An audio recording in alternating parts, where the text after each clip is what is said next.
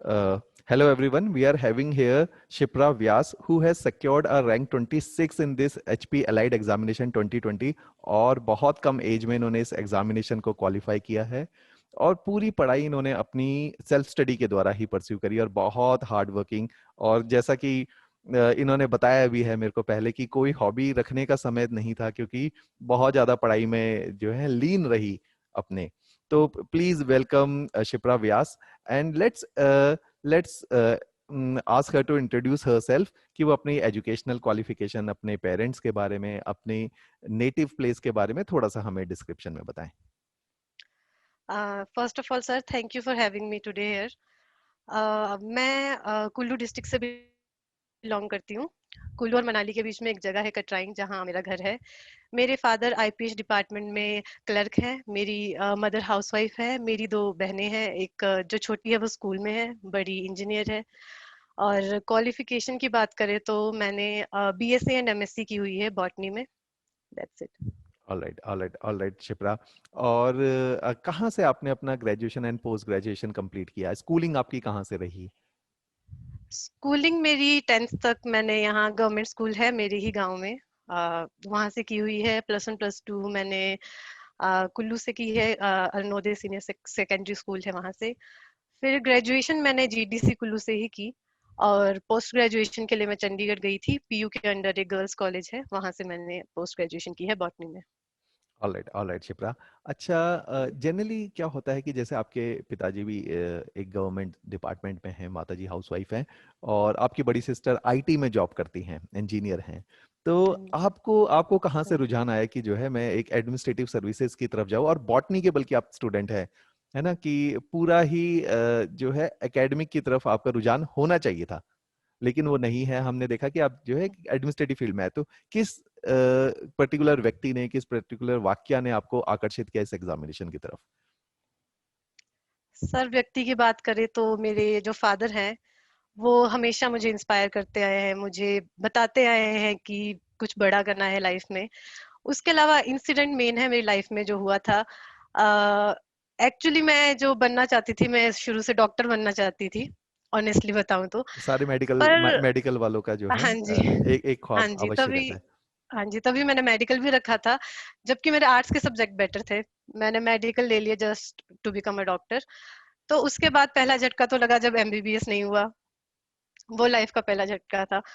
फिर जब मैंने जीडीसी कुल्लू में एडमिशन भी ले ली थी एक बीएससी बॉटनी में, तो उसके बावजूद भी फर्स्ट ईयर मैं इसी में लगी रही। पर कुछ हेल्थ इश्यूज कुछ ऐसे आए जिसकी वजह से मैं आगे कंटिन्यू नहीं कर पाई, तो वो मेरे को एक और झटका लगा वहां पे।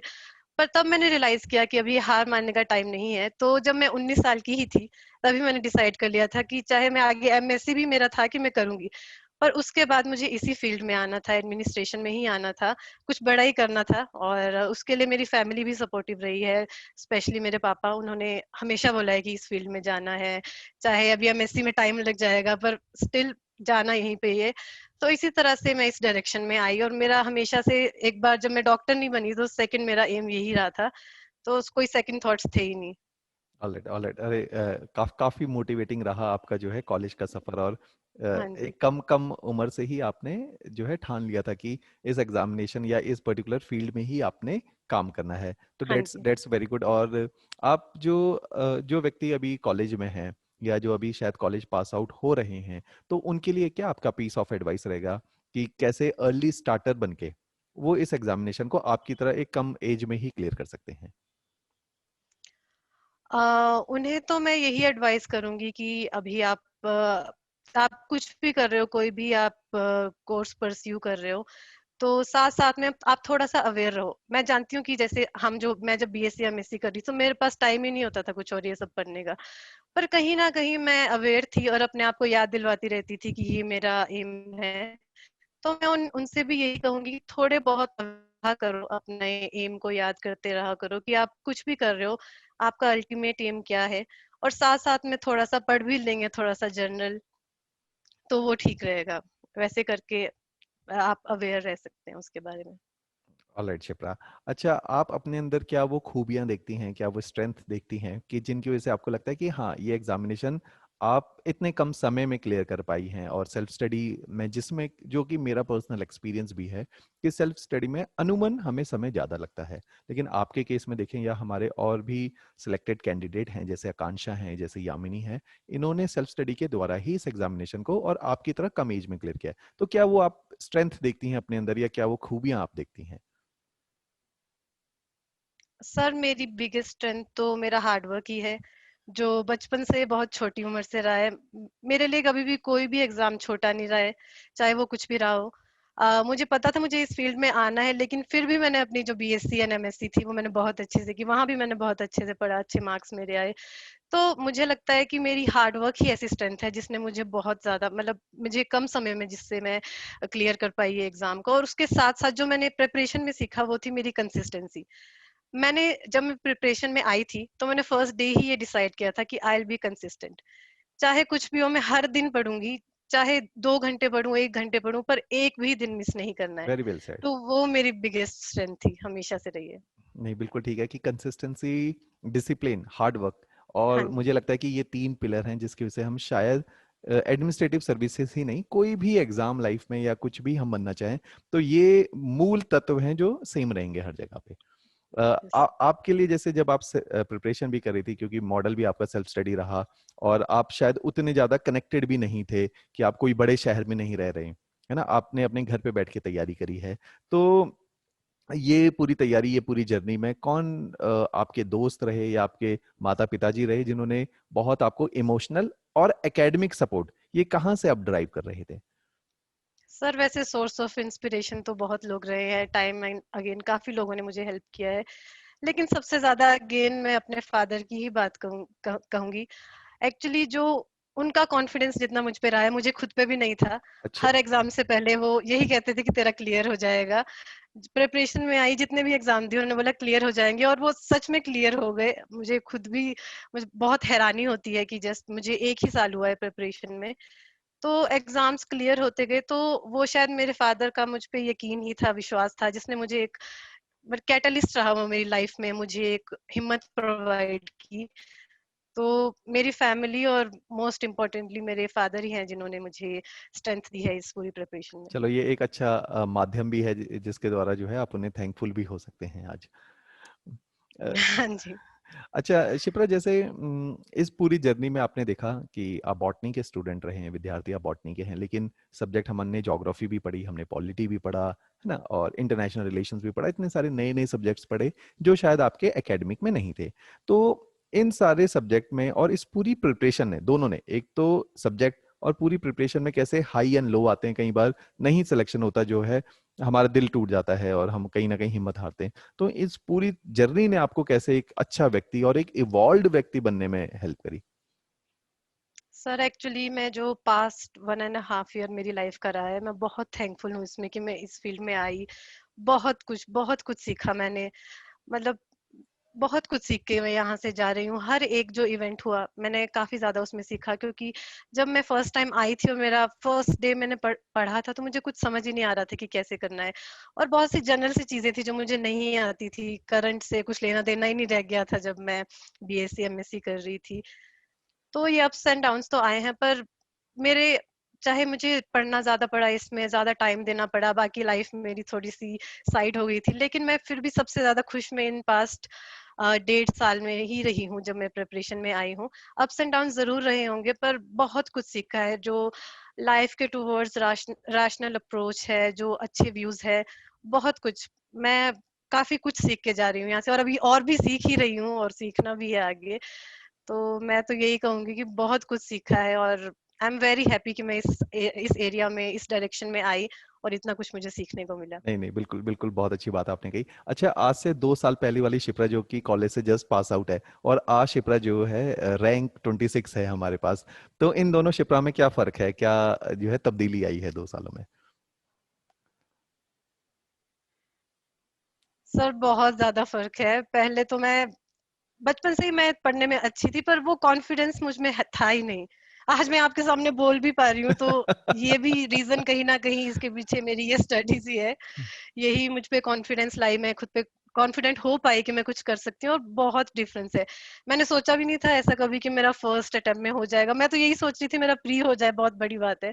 बट जब मैं तैयारी में आई और मैंने पढ़ा तो मुझे लगा कि नथिंग इज इम्पॉसिबल। मतलब कुछ ऐसा नहीं है कि कई सोचते हैं कि नहीं फर्स्ट अटेम्प्ट में हमारा नहीं होगा या इतने इयर्स लग जाएंगे। ऐसा कुछ भी नहीं होता है। अगर आप कंसिस्टेंट हो, हार्ड वर्क कर रहे हो, और आप अपने एम कॉन्टिन्यूसली जो भी आपका ऑब्जेक्टिव है उसकी तरफ एम कर रहे हो, तो there is nothing that can stop you. नहीं सो नहीं, बिल्कुल बिल्कुल ठीक बात है। और जो है फर्स्ट अटेम्प्ट में आपने इस एग्जामिनेशन को क्लियर किया। और एज आई कुड सी कि जो है I use to share your answer copy as I have discuss earlier also, कि जो है इतने ब्रिलियंट आंसर शिप्रा ने लिखे कि मेरे को कभी भी आभास नहीं हुआ कि शिप्रा इज द फर्स्ट अटेम्प्टर। और इन्होंने अपनी खुद की तैयारी से और बिना किसी कोचिंग की मदद से जो है इस एग्जामिनेशन को इतने अच्छे ढंग से क्लियर किया। अच्छा शिप्रा, हम देखते हैं कि समय में जैसे तब्दीली आ रही है, ऑनलाइन एक अलग माध्यम है, तो हाउ डू यू सी कि ऑनलाइन प्लेटफॉर्म हिमाचल जैसे स्टेट में, जैसे हम लोग बहुत एक्टिवली हिमाचल में काम कर रहे हैं, दो पहलू पे हम लोग काम करते हैं। एक तो अफोर्डेबल चीजों को बनाना, और दूसरा है एक्सेसिबल बनाना कि हम बच्चों तक पहुंच पाए। तो कैसे आप देखते हैं कि ऑनलाइन माध्यम एक अच्छा जरिया है कि हम कनेक्ट हो पाते हैं बच्चों के साथ? सर बहुत ज्यादा ऑनलाइन जो प्लेटफॉर्म है बहुत ही ज्यादा हेल्पफुल है। हमें तो इसका बहुत अच्छे से यूज करना चाहिए। मैंने भी खुद कुछ वीडियोस देखी यूट्यूब में, काफी सारी टेलीग्राम में ग्रुप्स वगैरह जो जो भी थे, कहीं पे कुछ आंसर राइटिंग के बारे में सिखाते थे, तो मेरी आंसर राइटिंग बनी ही वहां से है जब मैंने वो वीडियोस देखना स्टार्ट की। तो ऑनलाइन में समझती हूँ हिमाचल के लिए स्पेशली एक बहुत अच्छा प्लेटफॉर्म है। अगर आप कोचिंग नहीं भी ले रहे हो तो आपको ऑनलाइन भी बड़ा कुछ मिल सकता है। आप बहुत कुछ वीडियोस देख सकते हो, टेस्ट सीरीज वगैरह बहुत कुछ अवेलेबिलिटी रहती है। तो ऑनलाइन बहुत अच्छा प्लेटफॉर्म है और उसको अच्छे से यूज किया जा सकता है। बुक्स के साथ साथ उनको अगर आप यूज करते हो इस ऑनलाइन प्लेटफॉर्म को, तो बहुत ज्यादा हेल्पफुल रहेगा। और मेरे साथ भी वही हुआ है, ऑनलाइन प्लेटफॉर्म बहुत ज्यादा हेल्पफुल रहा है मेरे लिए पूरी थ्रू आउट द जर्नी। बिल्कुल बिल्कुल ठीक बात कही। जैसे हम लोग बोलते भी हैं कि आपको अपने घर से बाहर, जनरली जैसे हिमाचल में चंडीगढ़ के अंदर हमारे पास कोचिंग अवेलेबल है हिमाचल को लेके, तो इतनी दूर आप एक नया सेटअप पूरा लेकर आएंगे, आप पीजी में रहेंगे, घर से बाहर रहेंगे, और इतना पैसा खर्च करेंगे कोचिंग में, तो बेटर है कि जैसे आपने बताया कि ऑनलाइन के द्वारा हम घर पे बैठे भी इन सारी चीजों के लिए तैयार कर सकते हैं। और जिसमें हम जो है घर के एनवायरनमेंट में, जो कि बेस्ट ऑफ द फूड है ना, और पेरेंट्स का लगातार सपोर्ट है, क्योंकि बाहर आके हम देखते हैं कहीं ना कहीं आइसोलेशन भी है शहरों के साथ, क्योंकि आप वो कनेक्टिविटी फील नहीं करते, क्योंकि वहां अभी आपके वो इमोशनल बॉन्ड नहीं बने। तो उसके लिए भी घर पे बैठ के तैयारी करना ज्यादा एक बेहतर तरीका है। अच्छा शिप्रा, ये बताइए कि जैसे आप एलाइड की भी तैयारी कर रहे हैं, आप एचएस को भी परस्यू कर रहे हैं, तो कैसे एक व्यक्ति को मैनेज करना चाहिए एलाइड और एचएस को और अन्य एग्जामिनेशन को जो सेम लाइन ऑफ थॉट में है? तो उसके लिए प्लीज आप कुछ बताइए। सर मैंने तो यही देखा है कि जो मैंने अलाइड के लिए पढ़ा था वो आगे मुझे एचएस में भी बहुत ज्यादा काम आया है, जो मैंने एग्जाम दिया उसमें। तो जो जीएस है वो तो ऑलमोस्ट, अगर आप अलाइड के लिए भी प्रिपेयर कर रहे हो तो मैं तो यही एडवाइस करूंगी कि आप एचएस के सिलेबस के साथ जाओ जीएस के लिए। वो काफी ज्यादा ओवरलैप करेगा दोनों का। मैंने ये एक्सपीरियंस भी किया है कि वो कहीं ना कहीं एचएस का जो सिलेबस है वहां से काफी ज्यादा आता है। तो अगर उसको कोई कंप्लीट कर ले तो दोनों में काम आ जाएगा, अलाइड में, एचएस में, और बाकी भी जो एग्जाम्स आते हैं उनमें जीएस में काम आ जाएगा। बाकी डिफर तो इन दोनों एग्जाम्स में इंग्लिश और हिंदी जो लैंग्वेज है वही करता है। तो ये तो लैंग्वेज तो बहुत ज्यादा इम्पोर्टेंट है अलाइड के लिए। तो एक अलग से लैंग्वेज में बहुत ज्यादा ध्यान देना पड़ेगा। Apart from that I think अगर किसी को दोनों को साथ में पढ़ना है तो आप एचएस के सिलेबस के साथ जाओ। वो आपको ऑलमोस्ट सारा जीएस आपका उसमें कवर हो जाएगा अलाइड का। Alright alright. ताकि हम जो है एक ही नाव में जो है, हमें या तो केवल, जैसे जनरली हमने देखा कि हिमाचल में लोग अगर एलाइड की तैयारी करते हैं तो 5-5 साल तक केवल एलाइड की ही तैयारी करते हैं। तो ये एक सेफ अप्रोच नहीं है फ्रॉम द करियर परस्पेक्टिव, कि एटलीस्ट आप एचएस को तैयार करते हैं। हाँ, थोड़ी सी मेहनत एक्स्ट्रा लगती है कि ऑप्शनल हमें एक्स्ट्रा करना पड़ता है। अदरवाइज हमारे कई सारे एग्जामिनेशन है, जैसे एग्जीक्यूटिव ऑफिसर का है, तहसील वेलफेयर ऑफिसर है ना, एएफओ के एग्जामिनेशन है, तो ये कहीं ना कहीं सारे एग्जामिनेशन कवर हो जाते हैं अगर हम एचएस को प्रिपेयर करते हैं।